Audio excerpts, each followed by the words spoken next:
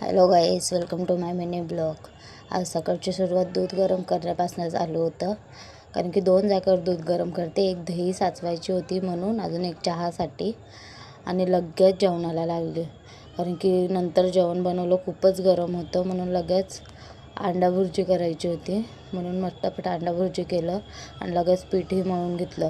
तुम्हाला माहितीच आहे आता एवढी गरमी चालू आहे ना, चपात्या म्हटलं तर बापरे डोक्याला तापच आहे. एवढं गरम होतं, खूपच गरम होतं, हालतच खराब होऊन जाते.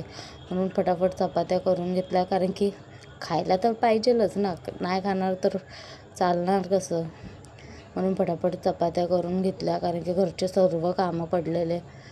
खूप पसारा होता, कारण की रात्री पाणी पण नव्हतं आलं म्हणून सगळा पसारा तसाच पडलेला आहे. अजून शाहू झोपलेली होती म्हणून पटापट आवरत होती, कारण की ती उठली तर अजून ती सत्वल, म्हणून सगळे कामं आवरायचे होते. म्हणून जेवण सगळं तादोगर सगळं करून घेतलं. शाहूचे पप्पा पण गेलते कामाला, कारण की ते असतात तर मदत होते, पण सकाळी तेच पाणी बिणी ते भरून गेलते म्हणून तेवढी तरी मदत केली. मग आता सगळं कामं बिमं आवरले आणि फ्रेश होऊन मस्त बसलेले. थोडा आराम केला, कारण की खूपच गरम होत होतं.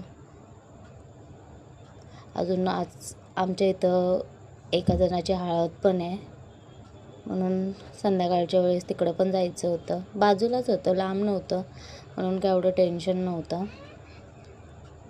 कारण की आता तुम्हाला माहितीच आहे लग्नाचा सीझन चालू आहे, तर इकडं तिकडं जाताच येईल. छोटीच हळदीचा फंक्शन होता, म्हणून एवढं काय तयार बियार व्हायचं नव्हतं. नॉर्मल कपडे घालून जाणार होते मी.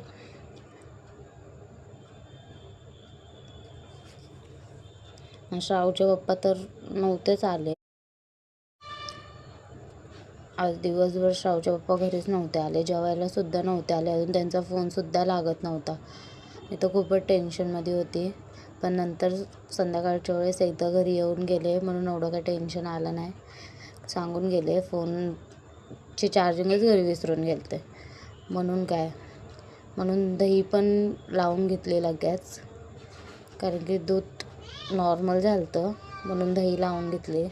कारण की श्रावला दही लागते, तिला दही भात या दही चपाती खूपच आवडते. अजून अशी निसळीच खायला पण खूप छान लागते तिला, म्हणून दही टाकून घेतले. दही झाल्यानंतर एक माझं पार्सल आलं होतं, म्हणून ते रिसीव केलं. मी तुम्हाला नंतर ओपन करून दाखवलंच काय काय ते पार्सलमध्ये माझा मेकअपचा होता. हा होता आजचा माझा मिनी ब्लॉग. तुम्हाला कसं वाटलं नक्की सांगा.